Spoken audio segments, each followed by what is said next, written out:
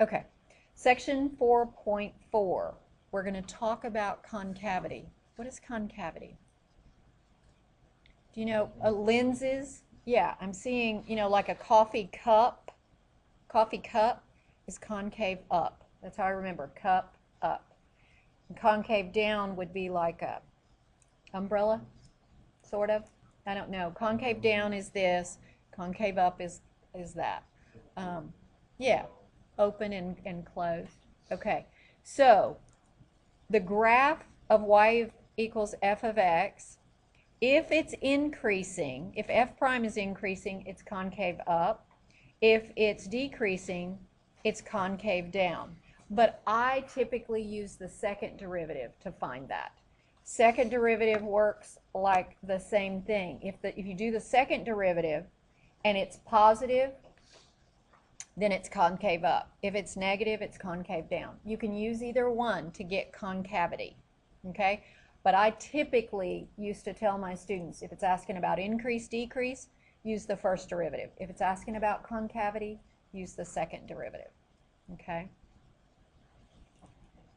So let's look at something. Do you need to write any more of that, or you can print that? Okay. So determine the concavity of this one. We'll just do something easy so that you get the idea. So f of x is x cubed. First derivative is 3x squared. Second derivative is 6x. Take that, set it equal to 0, and it's not a critical number that you're getting. Does anybody remember what it's called? Point of inflection. Okay, a POI. POI, point of inflection. That's what we'll call it. No other letters can be there, just POI. Okay. All right, so point of inflection, and you're going to do the same thing. You're going to draw your line, put that point there, define your intervals, and then you're going to do the same idea. You're going to test points, but you are testing them f double prime. You're going to test them in this thing here to see if they are positive or negative. Okay?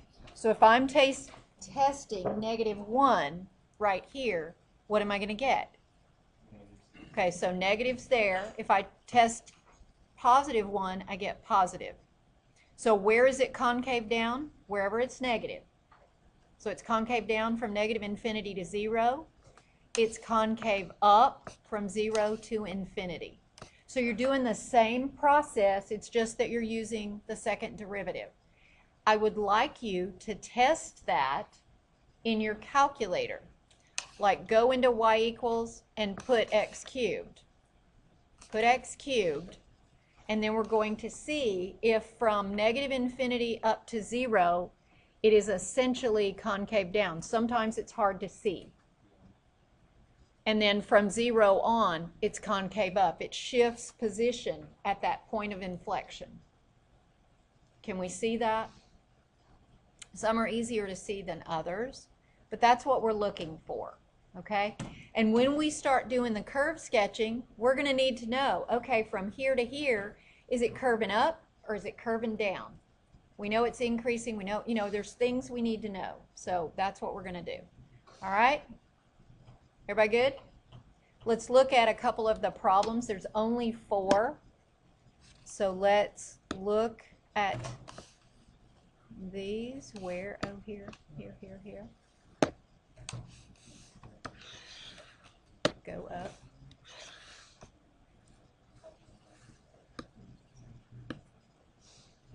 All right. Identify. This is just an identify. You're not really doing stuff here. Let's see. Identify the inflection points and the local max and min of the thing graphed here. Okay. Let's see what we got. All right. Here's the curve. Has a point of inflection at. So, well, we are going to have to do it. I thought it was just inspection. So what are we going to have to do? Take the second derivative, but that's not too bad. That's just all in line. So if we have, that's y equals. So we've got x cubed over 3. How would you write that to do your work? 1/3 x cubed minus 2x squared minus 12x. And then I would take the first derivative. What's the first derivative? Okay, so that's the first derivative. Second derivative, 2x minus 4. Set that equal to 0.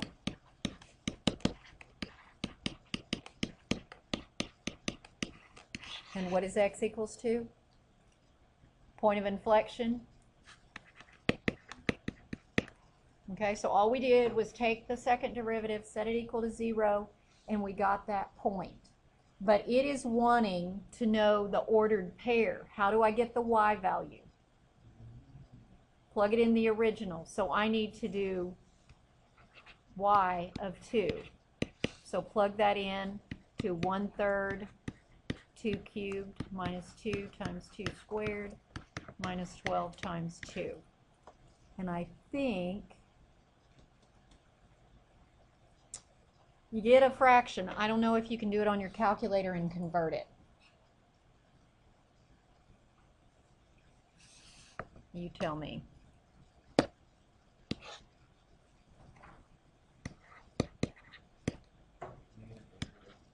Yes, did that do it on your calculator?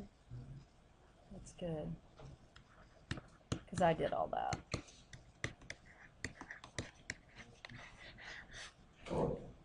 Do what? Did you just go buy that?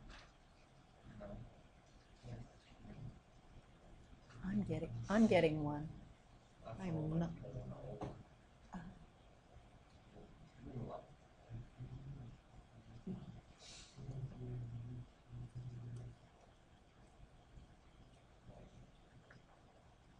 I'm going to get one. I can't stay there. Okay. All right, so we get negative 88/3. That was the answer to the question up here.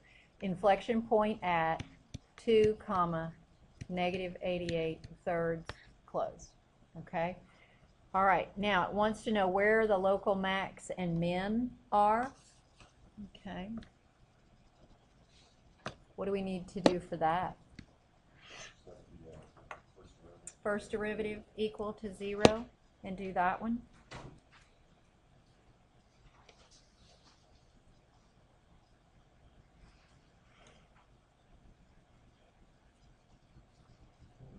Am I on the right? Okay, so first derivative was what? X squared. So we're going to set that equal to 0. X squared minus 4x minus 12 is 0. Does that factor?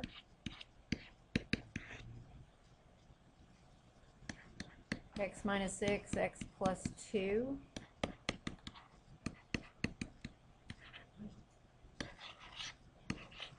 And what are those? What are those? Critical points. And so you could do this. Negative 2 and 6. And you would define your intervals and do your tests, and let's see what you get.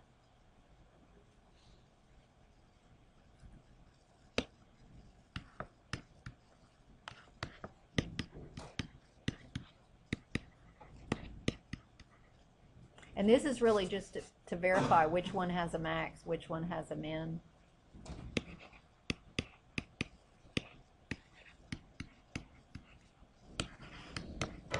Anytime you can use 0, be sure you do. It's easy.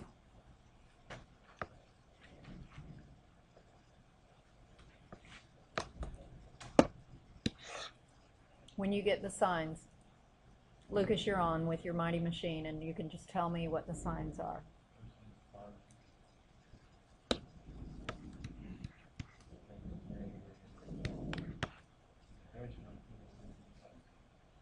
Probably that. I'm taking your word for it.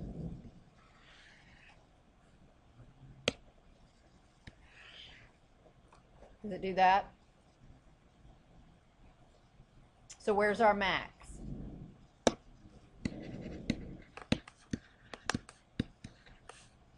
And a min at 6.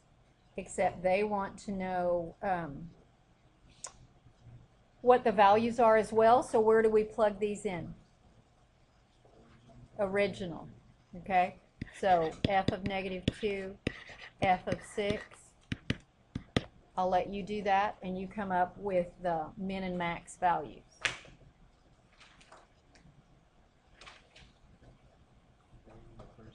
Plugging it in the original. To get the actual max and min, we tested it in the first derivative. But now we're taking those values and getting their y parts. We don't know the y value. We got to plug them in the original to get that.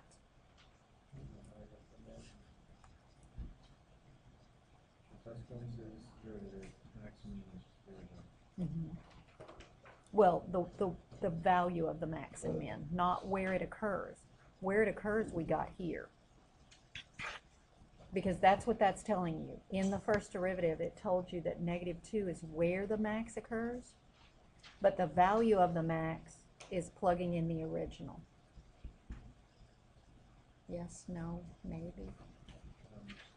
You're confused. Okay, we'll go over it again. Let me get these values. What do we get here? Klein, you got this one? I know you do because you're working hard. Can you plug -2 in the original? You got what? 13. Okay, do it as an improper fraction. 40 over 30, yeah. How about 6? Somebody get 6? Okay. All right, so here's the deal, and Leland, just as a recap, when you use test points, you are testing them in the first derivative. That tells you where you have a max, where you have a min. That means it's x values on the graph. But what is the actual max? What's the value of that high point? You have to plug back in the original to get that.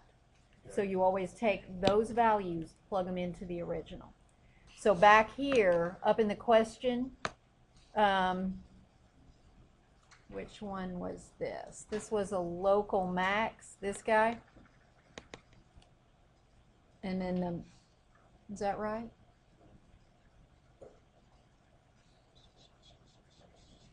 And we had the -72 at x equals 6. So those were both there. All right. Then it asked about concavity. Did we do concavity?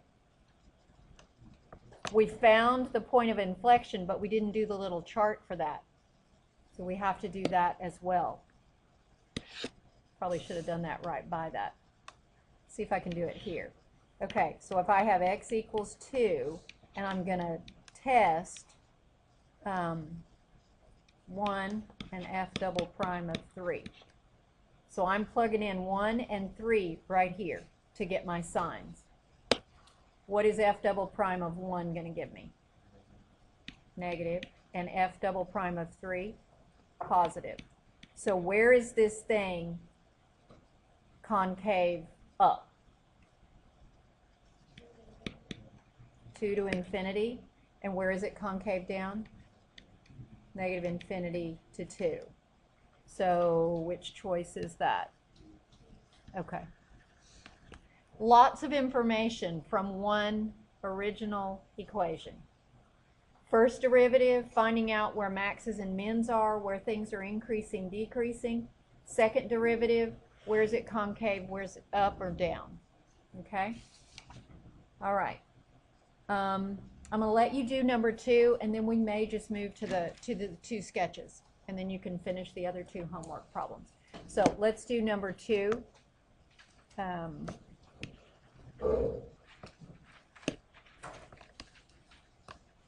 All right, it says find the coordinates of any local extreme points and inflection points. Use those to graph the function. All right, so what you've got, okay, so that's the whole question right there.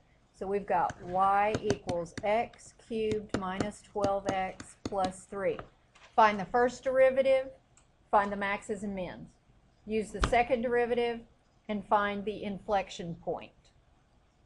You don't have to do the chart because it's not asking you for concavity online. All you got to do is throw the original in the calculator and get this. Oh, whoa, what's that all about? I'll talk to you later. That was from Microsoft. Okay. Weird.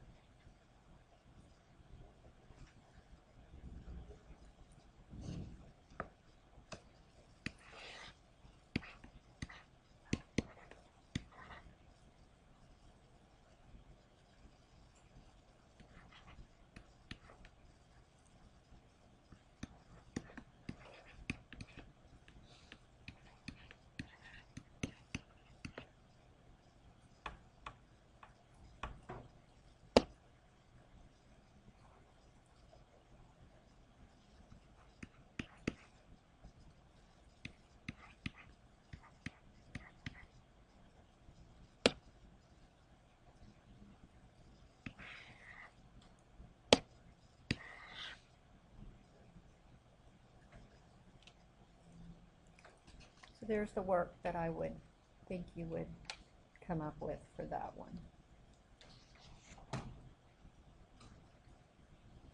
Is there some kind of rule that makes you know that x squared equals 4 is x equals plus or minus 2? If you took the square root of 4, you typically, if you do it on the calculator, you're going to get the positive value. Yeah. But we have to know that you could also get -2 times -2 would be 4. Yeah.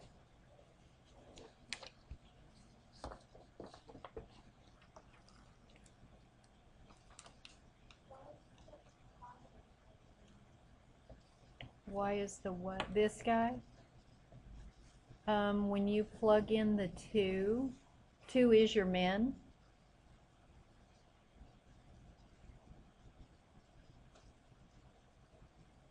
That doesn't seem to make sense, does it? Wait, so I thought when you do your min and max, you plug in the lifetime. You did. Didn't I plug it in there? And that's the first equation. Isn't this y prime? Oh, I did it backwards. Keith, you so keep trying to catch me. I know. I'm evading it tonight. Usually you got me.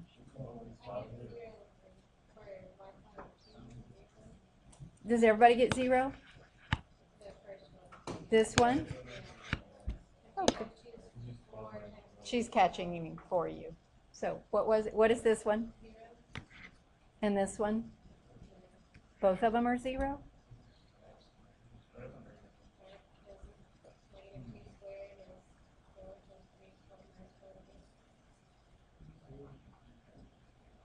See, I keep plugging in. You're not. Oh, time out, time out. I think I just wrote that wrong. You're going to plug it in the original. So I was right. All right, were my numbers right or wrong? There's 19 and -3. Gosh, I was off no matter what. For the max, I got 19. Goodness, where was I multiplying? 19 and 2 was at -13? Oh, I was wrong no matter where. I don't know where I was multiplying. You had the last time right, you just have to factor it. Oh, wait, you did that. I don't know where I You got the those. min and max. I don't know You where. got the number. I do have them right now. Okay, so when you go back up here, let's see what we got to plug in. Local max at negative 219, local min at 2, negative 13, inflection point at 0, and where did I get the 3? Plug in 0 right here to the original and you would get 3. So 0, 3 is the point of inflection. And then if you put this into your calculator, you do get this picture. If you want to match exactly, you've got to be aware that your x min and max are at 5s, negative 5 and 5. Your maxes on the y is 25 and your min is at negative 25. To get a picture that matches, you got to match the window. So be careful with that.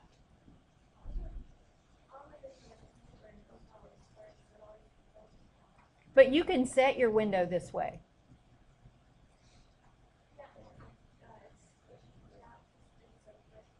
Right. But it looks pretty good. If you set it with these values, it looks pretty good. Scroll where down? Okay. Up a little. Down a little more. There. Okay. Okay. Are we good?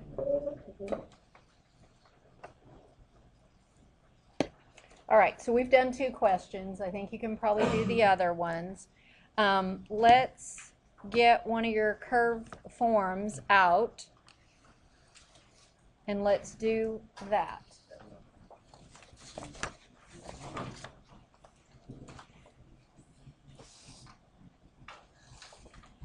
Okay, so we're going to do this first one together, and then I'll let you practice one.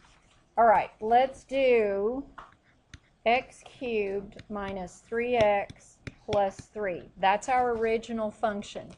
There is a blank here for the first derivative, for the critical numbers, second derivative, points of inflection. So I will let you do that work. You're going to do that either on the side of the paper somewhere to get your critical numbers and that sort of thing. So we've been doing that all evening. So I think you could do that and be ready to fill that chart in. There's none of that on the lecture notes right now, so you should be doing this so that you have a record of what we're doing.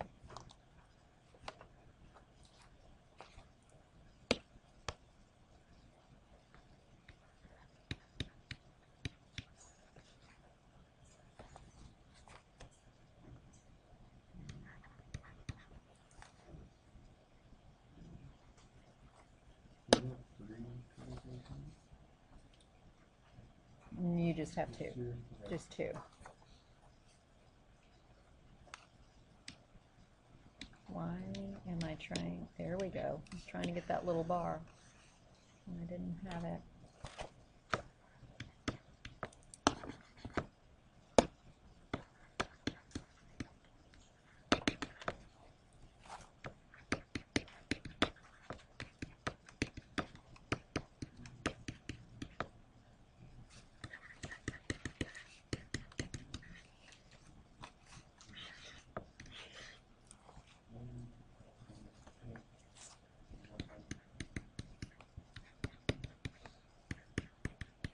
So that's what you should get for that part.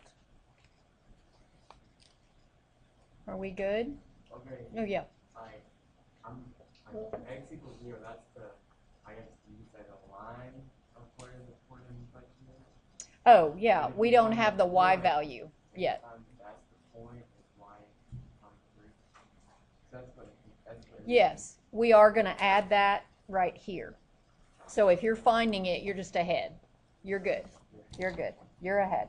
All right, so just like we did intervals when we were doing our little line things, we're going to be doing that on here.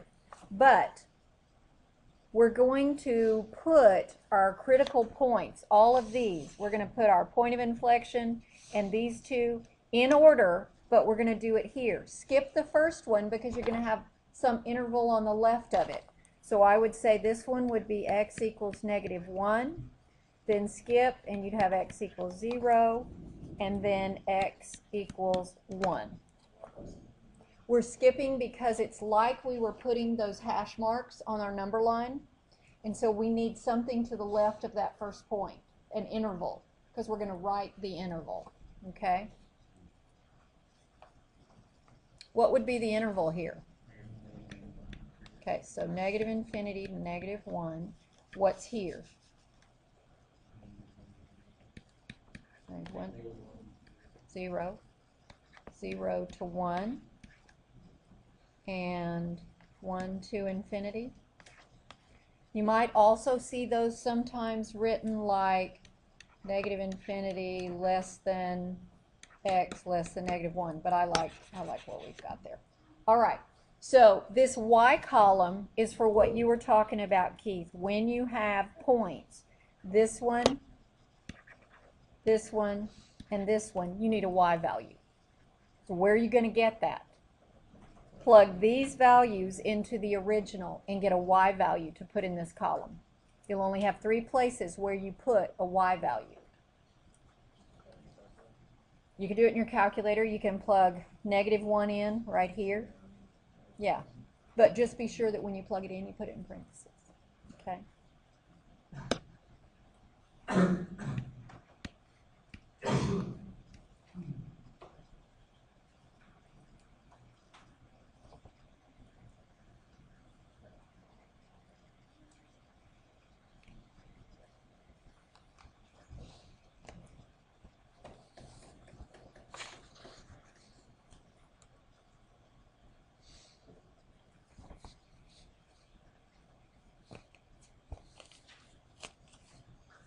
You're still going to have to be testing things on the left of here. Somewhere in this interval, you want to find out what's y prime. Is it positive or negative? So you're testing. Maybe -2. You don't have to have a picture of it, but you're testing it, and then I want a plus or a minus here.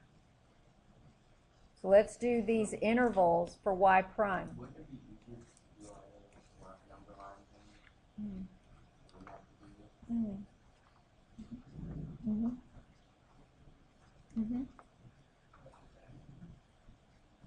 It's just what?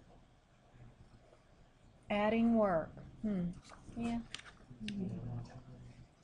It's different. It's pulling it all together. We're putting it all together. If you want to do it that way to get your pluses and minuses, that's fine. But it's kind of a way to pull it all together. Okay? So, tell me in this column, this interval, what are our signs?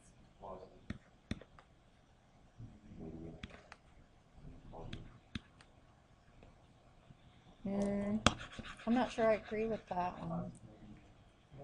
I have negative here and positive here. So double check me, double check you. So you plug those in, you plug it into the original equation, not the... These? Yeah. You put it in the line. That's y prime, because that says y prime there. Can't see it real well. I don't know, can you see it? I'm just getting confused on like where you plug in numbers. Well, that's why that's right there that says y prime. That's where you're plugging. And this one's y double prime. So now y double prime, same thing. Test something and find out whether this is positive or negative. You're plugging it where? Here?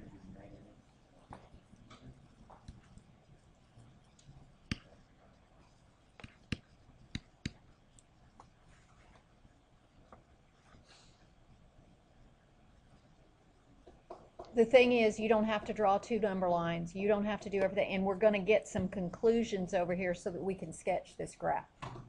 All right. You can. You can. Because you're in the same interval.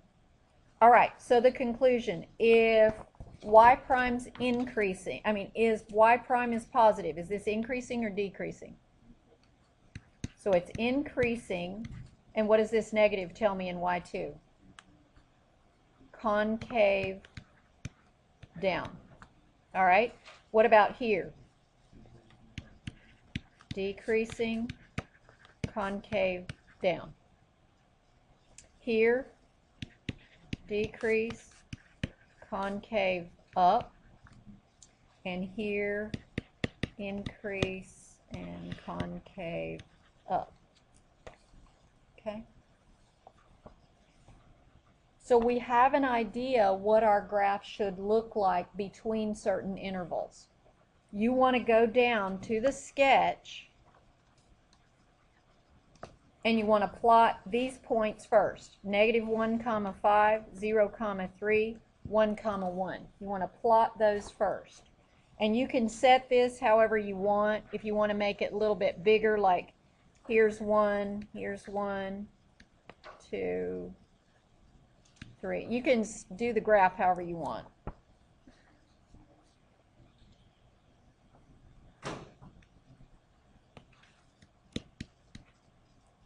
And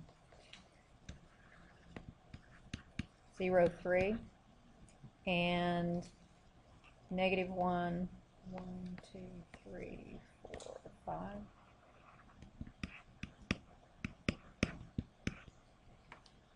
Okay, so you have those points, those 3.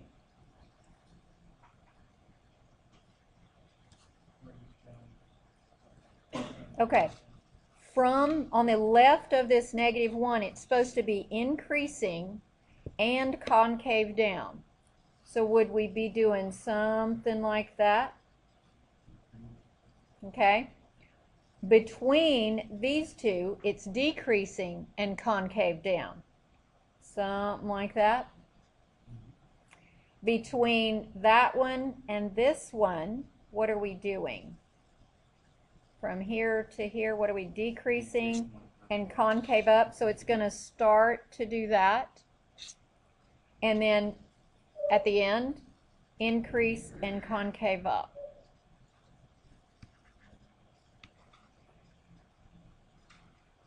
Do you agree with that? All right, now what I want you to do is put the original in your calculator and see if it looks anything like what we came up with.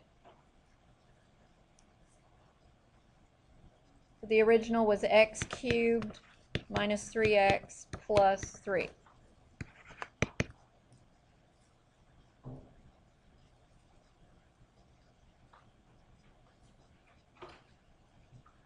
Sort of? Do you see kind of the need to put it all together like that? Sort of? Okay. Because I just kind of created that form way back when I was teaching AP Calculus. It seemed to work for us. Curve sketching is part of the course.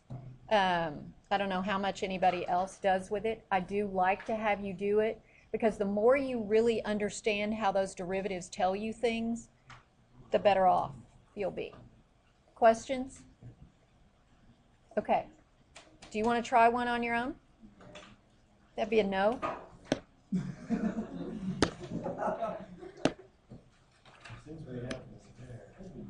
That'd be a no?